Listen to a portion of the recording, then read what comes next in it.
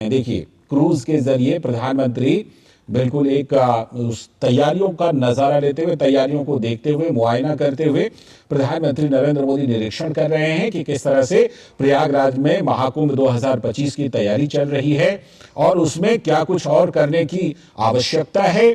प्रधानमंत्री नरेंद्र मोदी आज विशेष रूप से प्रयागराज के दौरे पर हैं और वहां वो इन्हीं तैयारियों का जायजा लेने के लिए, इसका निरीक्षण करने के लिए पहुंचे हैं। साथ में प्रधानमंत्री ने वहां की व्यवस्था को और ज्यादा चुस्त दुरुस्त बनाने के लिए 5,500 करोड़ रुपए के परियोजनाओं की सौगात दी है।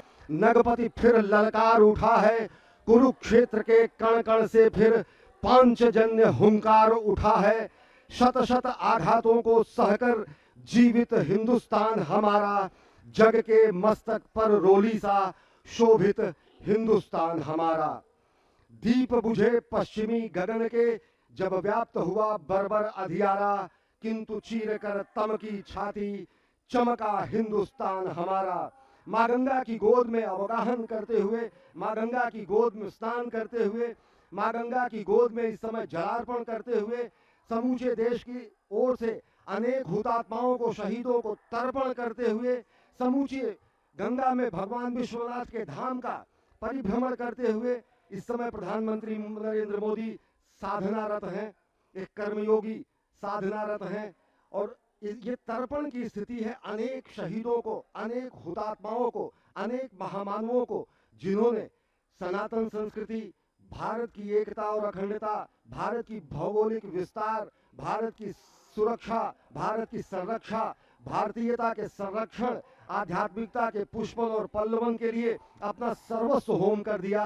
तो गंगा स्नान के बाद इस समय पूजन, गंगा में अवगाहन, गंगा की गोद में अवगाहन, गंगा की गोद में जलाभिषेक करना और यहाँ से जल लेकर शंकर जी को चढ़ाना वो संभव हो सका है। और ये कि विश्व के सबसे बड़े आध्यात्मिक समागम महाकुंभ की शुरुआत हो।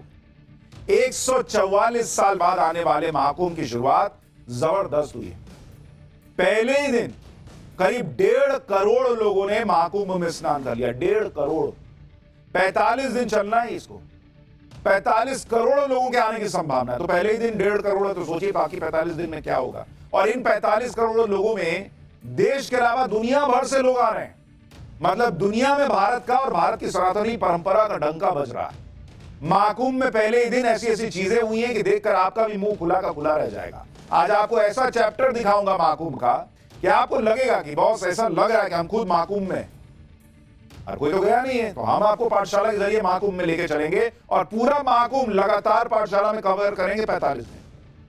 श्रद्धालुओं ने इंतजामों को देखकर मोदी योगी के लिए आज क्या कहा। महाकुंभ पहुंचे विदेशी श्रद्धालुओं के होश कैसे उड़ गए, महाकुंभ में मोदी योगी की जोड़ी ने कैसे भव्य उसे बनाया, एक एक डिटेल आज आपको दिखाऊंगा।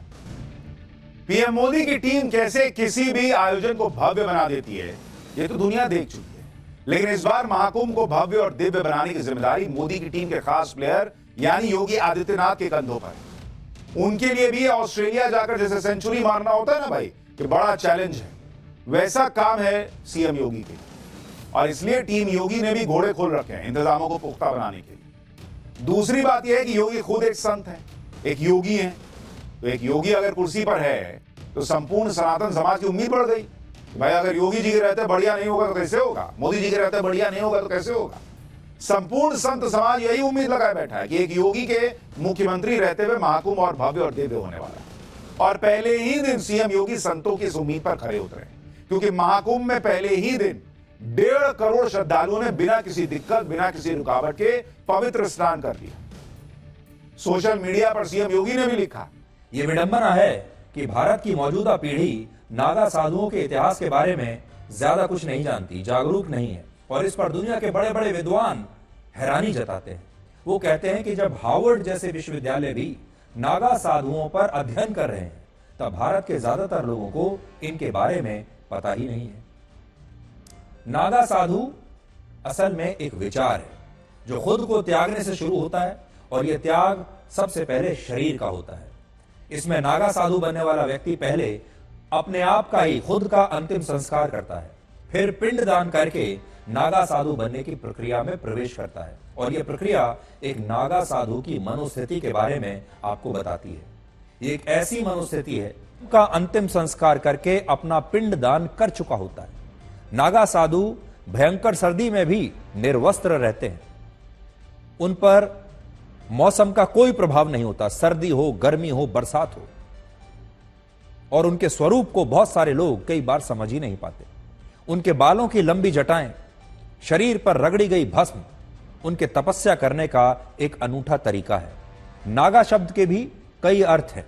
संस्कृत भाषा में नागा का अर्थ पहाड़ होता है और नागा साधु या सन्यासी उन लोगों को कहते हैं जो पहाड़ पर रहकर तप करते हैं या तपस्या करते हैं। इसके अलावा कछारी भाषा में नागा शब्द का अर्थ होता है एक युवा बहादुर सैनिक। नागा साधुओं को योद्धा सन्यासी भी कहते हैं क्योंकि ये योद्धा होते हैं और इसका इतिहास गुरु आदि शंकराचार्य से जुड़ा हुआ है। ऐसी मान्यता है कि जब गुरु आदि शंकराचार्य ने भारत की 4 अलग अलग दिशाओं में 4 मठों की स्थापना की, तब उन्होंने इन मठों की रक्षा करने के लिए नागा साधुओं की एक टोली बनाई। ये वो सन्यासी थे जिन्हें शास्त्रों के साथ साथ शस्त्रों का भी ज्ञान था। और उस समय माहौल कुछ ऐसा था कि सिर्फ तपस्या करने से सनातन धर्म की रक्षा नहीं हो सकती थी। सिर्फ तपस्या करना काफी नहीं था, सनातन धर्म की रक्षा करने के लिए शस्त्र उठाना भी आवश्यक हो गया था। इसलिए नागा साधु आए और नागा साधु ऐसे थे जो शास्त्र भी जानते थे और शस्त्र भी जानते थे। हालांकि कुछ इतिहासकार मानते हैं कि नागा साधुओं का पंथ सिंधु घाटी की सभ्यता से भी पुराना है। सिंधु घाटी की खुदाई में कई ऐसे प्रतीक चिन्ह मिले जिन पर जटाधारी नागा साधुओं की मुद्राएं बनी हुई हैं। कुछ पुस्तकों में इस बात का भी उल्लेख मिलता है कि नागा साधु दुनिया के सबसे कुशल योद्धाओं में से एक है। यानी ये साधु तो हैं ही लेकिन योद्धा भी हैं और इनका इतिहास जापान और चीन के योद्धा सैनिकों से भी कई सदी पुराना है।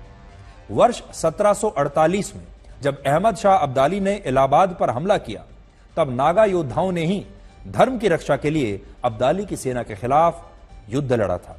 इसके अलावा जब भारत आधुनिक बनने के दौर में आया, जब यहां सब कुछ हम आधुनिकता के दौर में आए, तब नागा साधुओं की फौज बिखर गई और उन्होंने स्वयं को पूरे संसार से काट लिया। आज भी नागा साधु युद्ध कौशल में निपुण होते हैं, लेकिन वो इस युद्ध कौशल का, अपने शस्त्रों का खुलकर प्रदर्शन नहीं